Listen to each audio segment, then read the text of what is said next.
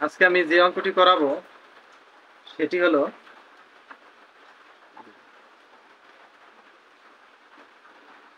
Class 6 এর 88 পেজের একক কাজগুলি।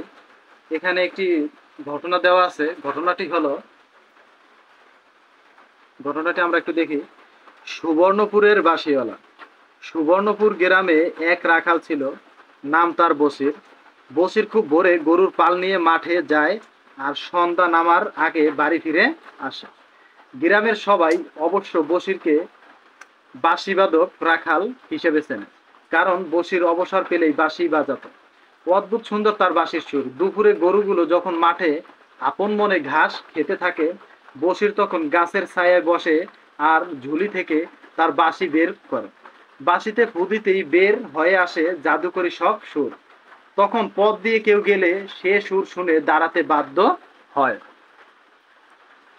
একদিন সুবর্ণপুরের রাজা ওই মাঠের পাশ দিয়ে যাচ্ছিলেন।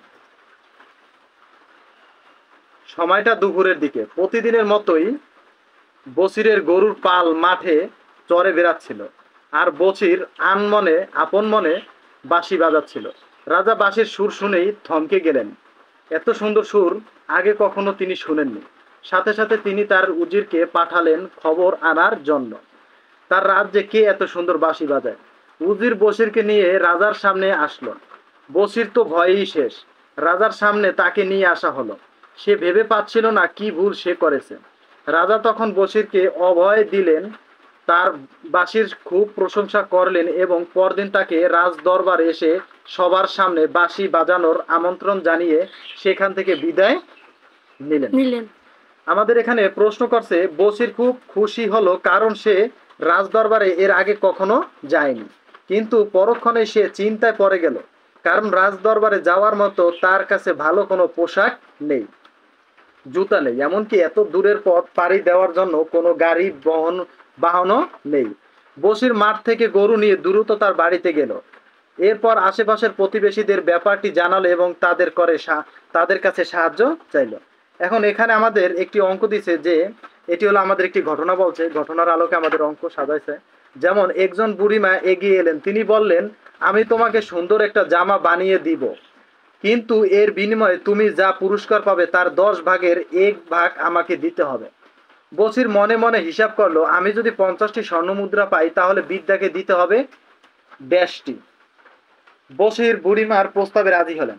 এখানে অঙ্কটি যদি আমরা একটা খেয়াল করি, এই রাখাল বালক রাজ দরবারে যাওয়ার জন্য তার পোশাক আশাক তেমন সুন্দর জামা কাপড় ছিল না। সে কি করলো, এলাকাবাসীর কাছে যখন এই বিষয়টি জানালো, তখন একটি বুড়িমা তাকে প্রস্তাব দিল যে তুমি যে পুরস্কার পাবে সেখান থেকে 10 ভাগের 1 ভাগ আমাকে দিতে হবে। রাখাল বালকটি রাজি হয়ে গেল। তাহলে অঙ্কটি আমরা একটু করে দেখি যে বুড়িমা কয়টি স্বর্ণ মুদ্রা পাবে। এখানে রাখাল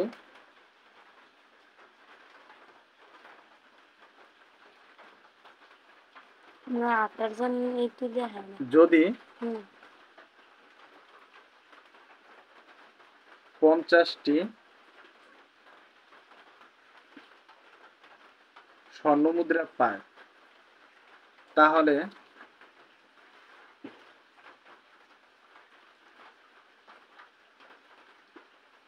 বুড়িমাকে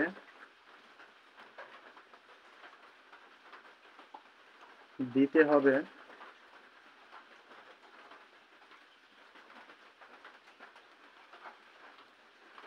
10 ভাগের 1 ভাগ। সুতরাং 50-এর 10-এর 1 ভাগ সমান সমান, আমরা জানি যদি এর থাকে তাহলে গুণ হয়। 50 গুণ 1/10। 10 দিয়ে যদি আমরা 50-কে কাটি সেক্ষেত্রে আমরা পাবো 5 বার, কারণ 5 10-কে 50, 5 দিয়ে 1-এর সাথে গুণ করলে হয় 5। সুতরাং বুড়িমা স্বর্ণ মুদ্রা পাবে 5টি। তাহলে আমাদের এই শূন্যস্থানে বসবে 5। এখন যদি দ্বিতীয় ঘটনাটি আমরা খেয়াল করি, এরপর একজন মুচি এগিয়ে এলেন, তিনি বললেন, আমি তোমাকে 1 জোড়া জুতা তৈরি করে দিব, কিন্তু এর বিনিময়ে তুমি যা পুরস্কার পাবে তার 10 ভাগের 2 ভাগ আমাকে দিতে হবে। বসির মনে মনে হিসাব করলো, যদি আমি 50টি স্বর্ণমুদ্রা পাই তাহলে মুচিকে দিতে হবে কয়টি? অঙ্কটি আমরা একটু করে দেখি।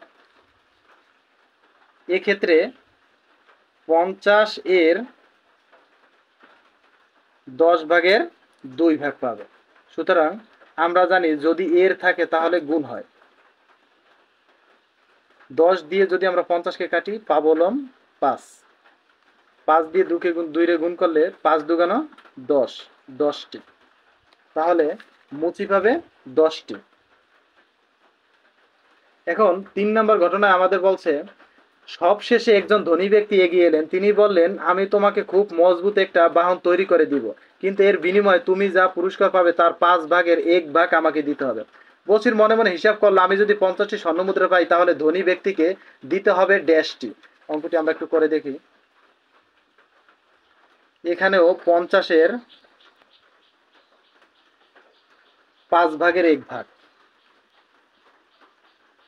সমান সমান 50 গুণ 1/5 সমান সমান 5 দিয়ে যদি আমরা 50কে কাটি তাহলে পাবো 10, কারণ আমরা জানি 5 10-কে 50 হয়। 10 দিয়ে 1 রে গুণ করলে আমরা পাবো 10, সুতরাং 10টি।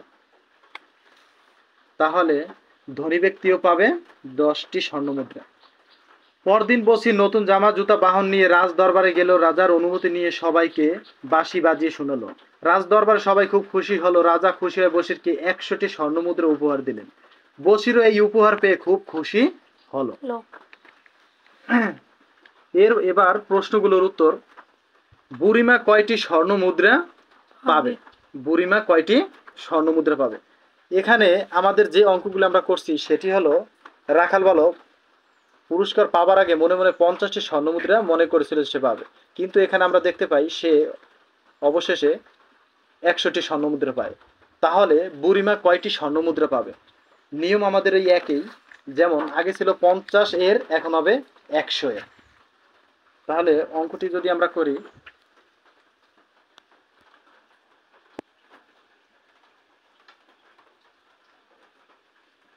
বুড়িমা পাবে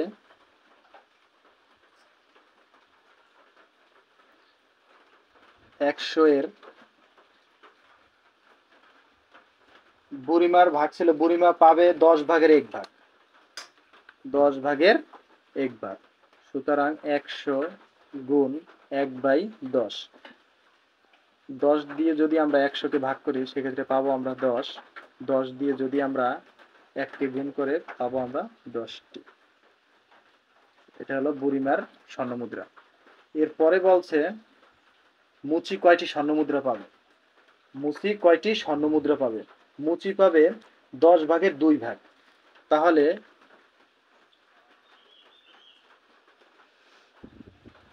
মুচি পাবে 100 এর 10 ভাগের 2 ভাগ সমান সমান 100 গুণ 2/10। 10 দিয়ে যদি আমরা 100কে ভাগ করি সেক্ষেত্রে পাবো আমরা 10। 10 দিয়ে 2 গুণ করলে পাবো 20টি। তাহলে মুচি স্বর্ণমুদ্রা পাবে 20টি। এর পরের প্রশ্নটি হলো আমাদের, ধনী ব্যক্তি কয়টি স্বর্ণমুদ্রা পাবে? আমরা যদি একটু লক্ষ্য করি, ধনী ব্যক্তি পাবে 5 ভাগের 1 ভাগ। ধনী ব্যক্তি পাবে 5 ভাগের 1 ভাগ।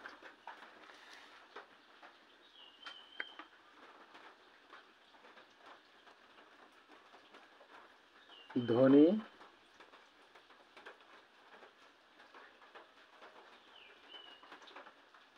ব্যক্তি পাবে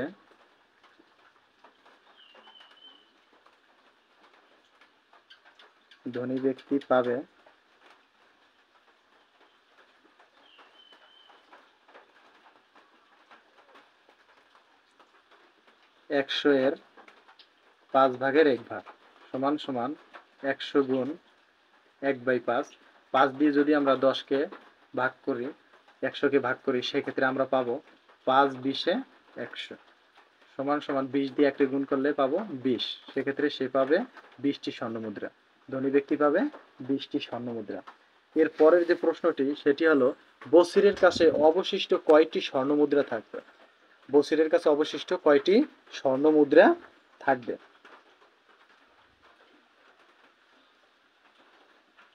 আমরা যদি একটু লক্ষ্য করি, বছির মোট স্বর্ণ মুদ্রা পেয়েছিল,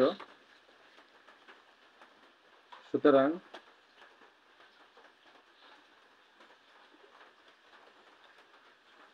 বছির মোট স্বর্ণ মুদ্রা পেয়েছে 100টি।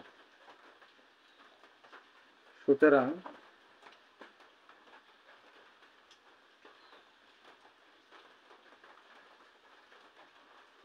তাদের মোট স্বর্ণ মুদ্রা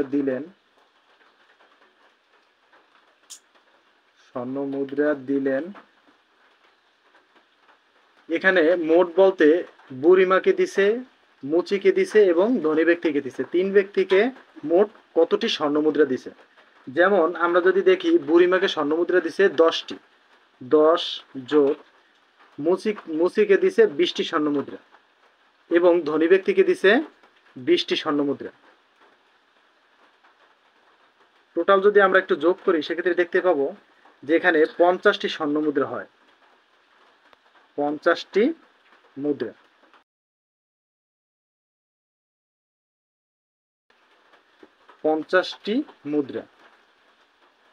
সুতরাং 50টি মুদ্রা যদি সে তাদেরকে দেয়, তাহলে তার কাছে অবশিষ্ট থাকবে, সুতরাং অবশিষ্ট থাকবে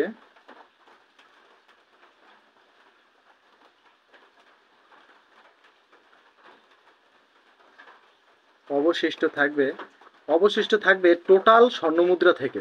টোটাল স্বর্ণ মুদ্রা ছিল 100টি, এর থেকে সে তাদেরকে দিছে 50টি, সুতরাং অবশিষ্ট থাকবে 50টি স্বর্ণ মুদ্রা। এটাই আমাদের অ্যান্সার, মানে তাদেরকে দেওয়ার পরে 50টি স্বর্ণ মুদ্রা থাকবে।